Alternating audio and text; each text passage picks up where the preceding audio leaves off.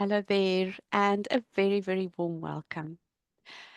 Are you familiar with Bach Flower Essences, intention tapping, and are you curious about clairvoyant work?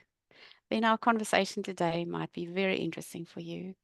My name is Liesel Teversham, and my guest of honor is Kristine Jensen-Smith.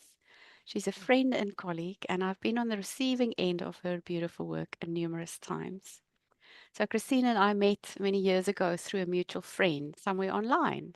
And then we connected more deeply when we were both training to be an intention tapping practitioner.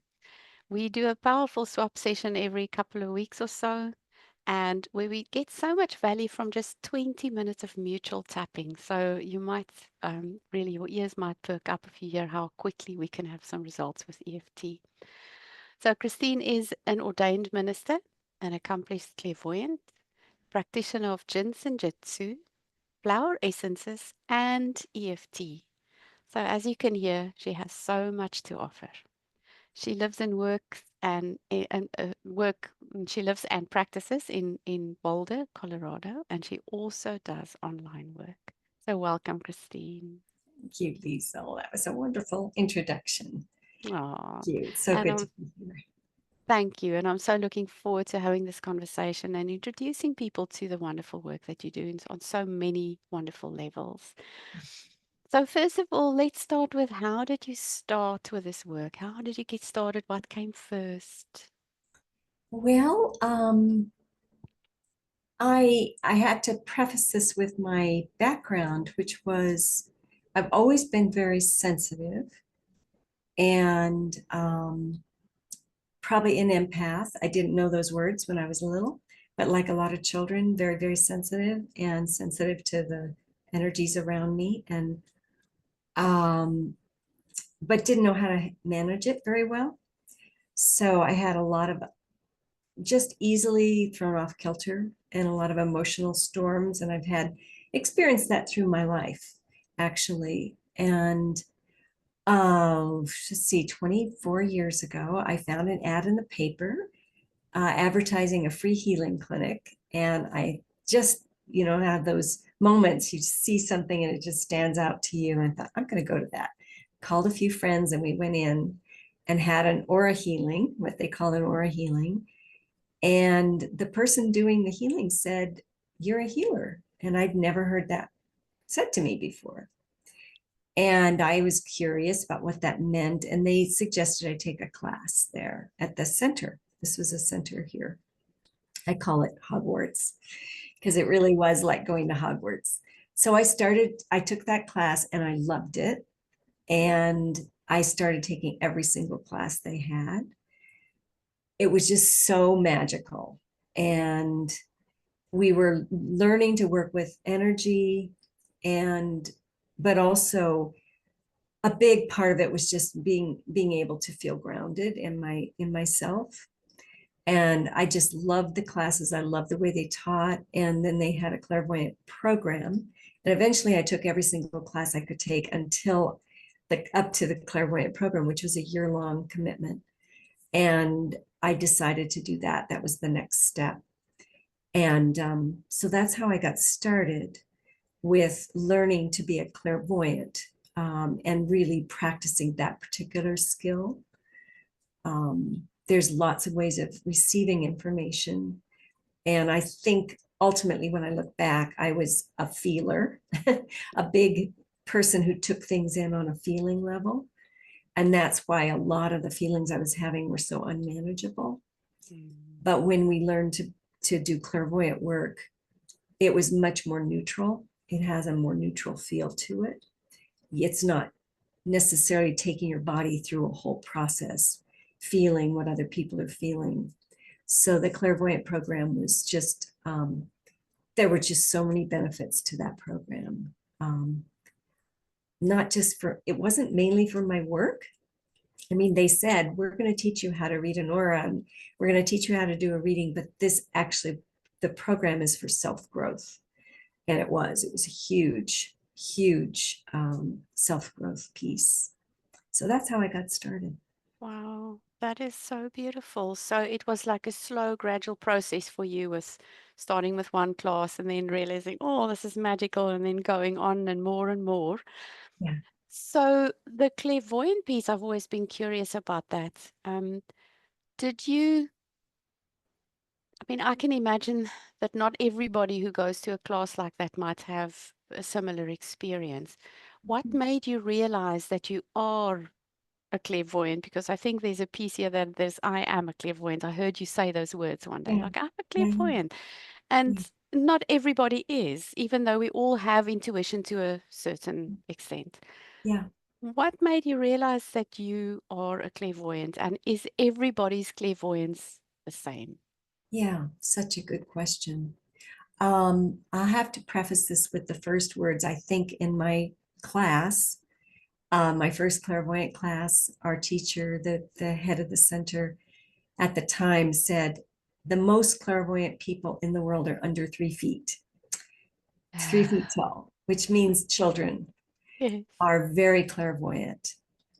This is my belief that everyone has the ability to see energy. And I believe that animals see energy because sometimes you'll find them looking at something that isn't there. So I believe we all come in with that ability, but everybody has different strengths in the way they receive energetic information.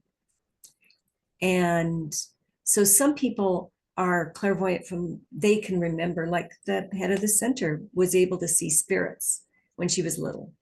I never had that ability that I can remember. Mostly I was feeling, and that's called clairsentience. That's a way of tuning in. Some people hear information, clairaudient. So my clairvoyance came from training. And that training was specifically teaching us how to look at patterns, pictures, ask for information in the form of pictures, colors, patterns. And that training was very rigorous.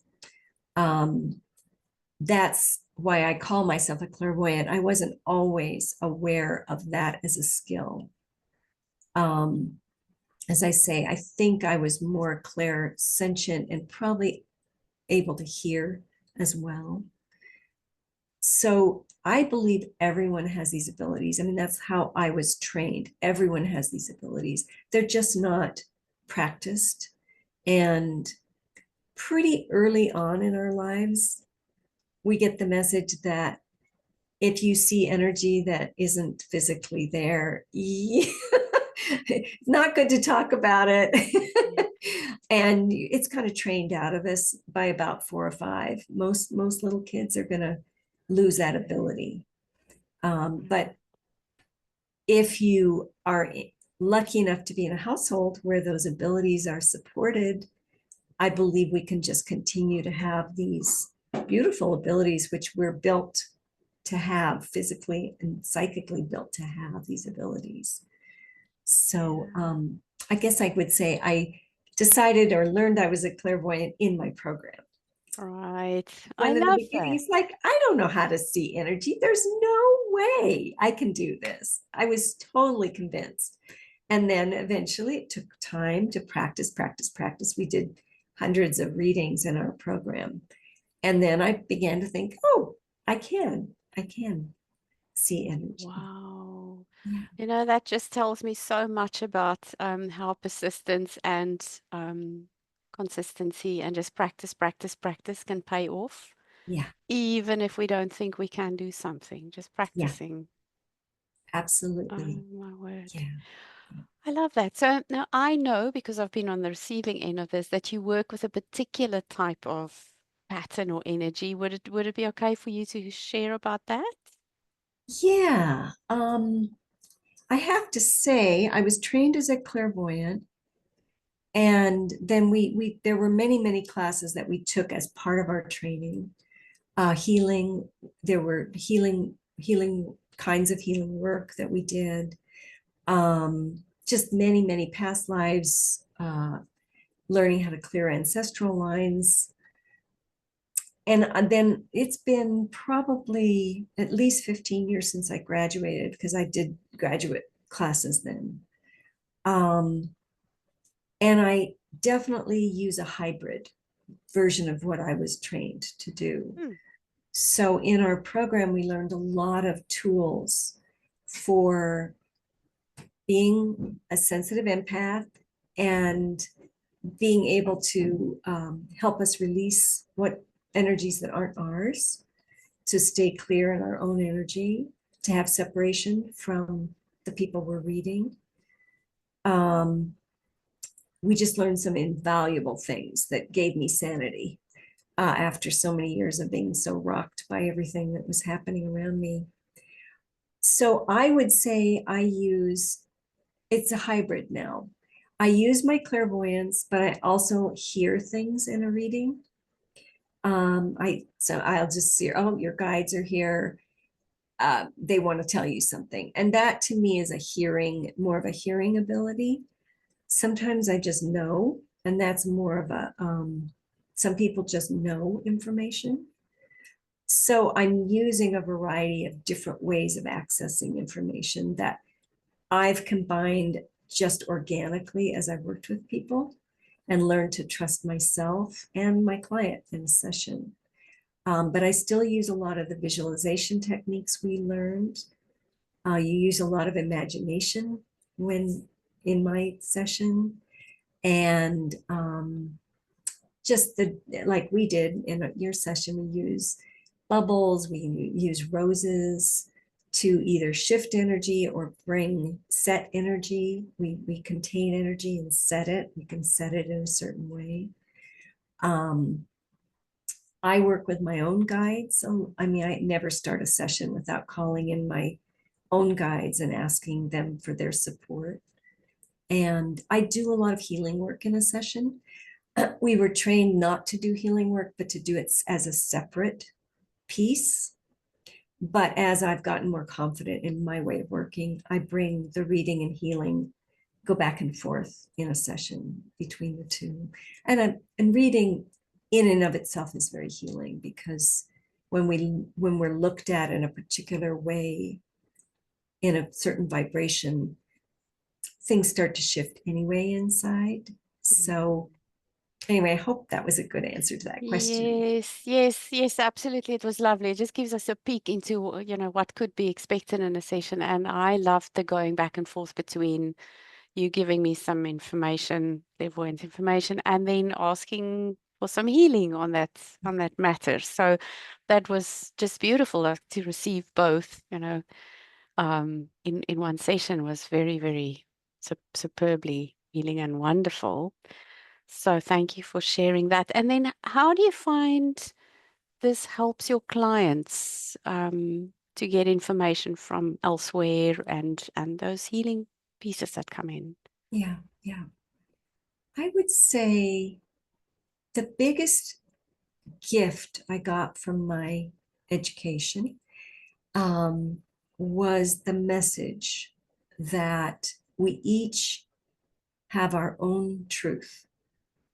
We each come in with our own, I would use the word information. That is our own soul truth and information we bring in. And we're not raised that way in our culture. Is our cultures, we're raised to look outside of ourselves for the answers. And the way our schools are set up, we're not raised to live by, like, well, how is that for you? What is that? What do you feel is the true answer for you? So we really learn to look outside and get very confused. And that's where I was, because I had so much training, like we all have. So my training at the center was all about how to tune into what is your truth. There's nobody else that can tell you what is true except you. So when I start a session, I'm always asking, what is the spirit, this person's spirit, what do they need communication on? What is their truth? And and show me the pictures they need to hear. So that's the biggest piece, is I'm looking at who is this person? What are their gifts? What are their unique gifts and configuration they came in with as a spirit in a body? What are they learning? And what is their guiding light? What is their truth in this lifetime? And there's something about being seen in that way, and the energy of the reading guides people back to that place.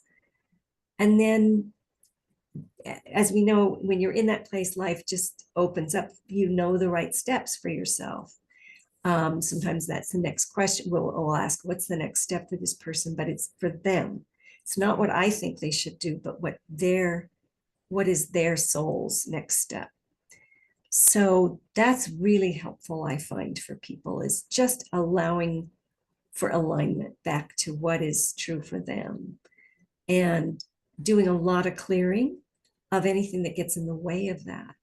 There's family energy, there's ancestral, past life energy, beliefs, just all kinds of things that can get in the way of that. So we do clearing around that. But that's the big piece. And then I love to teach tools, that teach the tools that I learned and that I use every day, because all of my clients are sensitive empaths like me. Mm-hmm. And they're beautiful people. They're just beautiful, with compassionate, open hearts. And they often find it hard to be in this world, which is a pretty wild ride a lot of the time. So having tools to stay grounded and clear and know what is my energy, what is somebody else's, and just tools to be able to bring your own energy back to you and set your day or your life or your business or your whatever you're wanting to set in your own energy.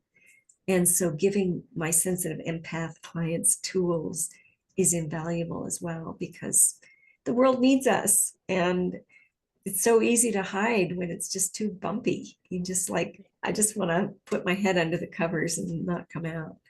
So yeah, I would say those two things: getting clients aligned with their truth, and teaching them tools to be able to manage their own sensitivity and gifts. How absolutely valuable is that? Because we can't always clear those blocks for ourselves. If we could, we would. Yeah. So having that help and then tools going forward, I love that. So what I'd like to ask about next is some of these tools that I know that you give people, for instance, would be flower essences, ginseng Jyutsu, EFT. Do you want to say a few words about sort of how you work with those Yeah, such a good energies? question. I will start with the flower essences, because I've been studying flower essences for 40 years, and now they're just so much a part of me that in a session they jump in. I mean, I'll see a flower essence that just is wanting to be part of the session, and Oh, that person may need that energy. So the flower essences, I love giving flower essences around clairvoyant work, because there's a lot of tools and a lot of practices I give my clients in a session. And then between sessions, having a flower remedy that supports the changes that they're wanting, supports the healthy, balanced patterns, is just invaluable.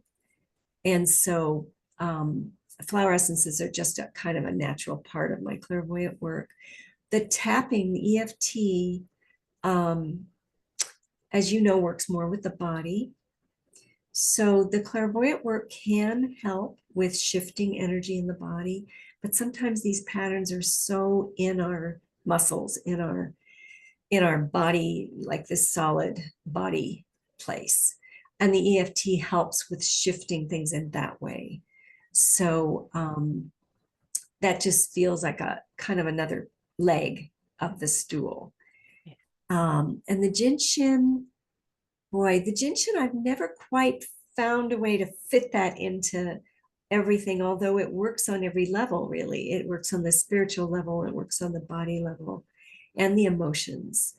So they all are coming at it from just a slightly different angle, coming at our healing from a slightly different angle, but they all seem to be addressing this piece of finding balance, finding harmony, finding what is our center and what is our connection to spirit, um, and just being supported in these different legs of the stool. Yeah, I so love that because we are a multi-layered being with a mental world, an emotional world, a body, a physical body, and a spiritual, and so many other bodies. I won't even try and remember now. And I know that, here and there you've given me some, like, this thing is coming through this flower essence, and it's always so on point and helpful to just get that little piece back to alignment. Yeah, And what I love about the tools that you use, they're also gentle for gentle people, right? Then none of them are harsh or sort of forceful or full of controlling or anything. They're just gentle and they land so gently on people's nervous systems yeah, and that's right. sensitivities. So, Yeah, yeah. I love these, how you blend all of these beautiful things. And who do you most love working with? Well, I love working with women. I have worked with men and I will work with them, but women's energy is very creative. And I love working with women because they move energy very quickly. I think male energy is a little slower and just a different tempo and different quality. Um, so I love working with women, and I can help women because I'm a woman. Mm. And one thing in our clairvoyant training was every time you do a reading, you see what you need to see to shift. So every reading's healing, and I get a healing, they get a healing when I do a reading.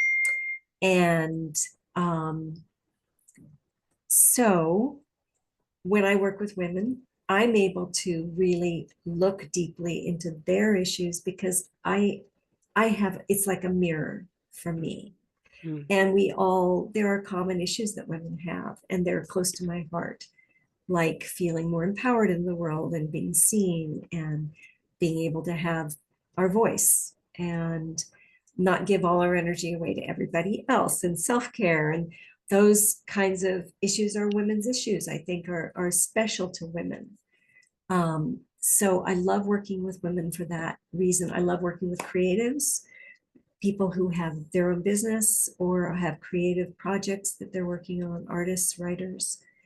There's something about helping somebody to step into showing their gifts even more that's just Mm. so exciting.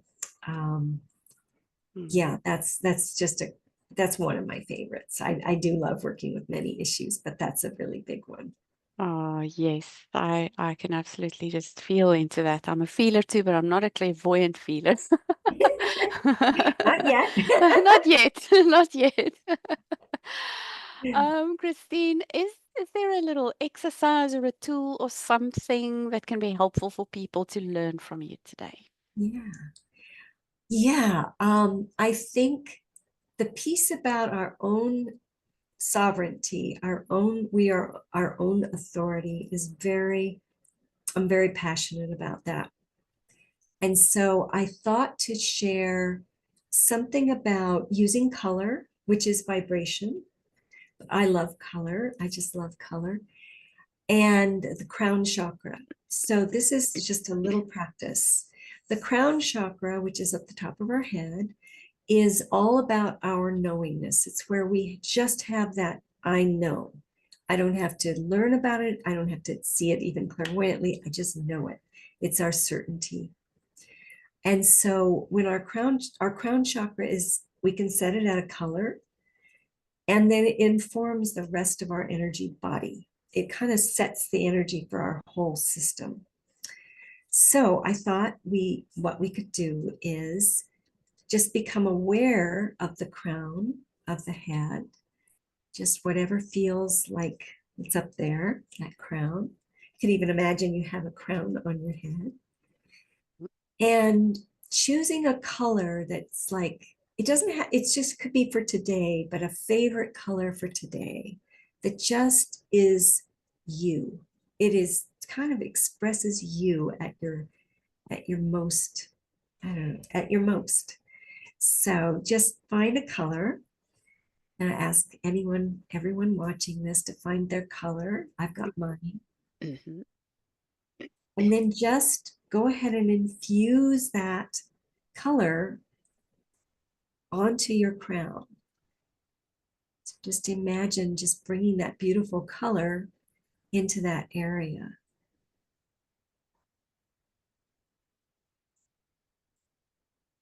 And then just notice what you notice. You may feel something, you may not. And then allow your whole system, your body, your energy body, to match that color. Knowing that this is you. This is you with your own unique information. No one else has it in the universe. Yeah.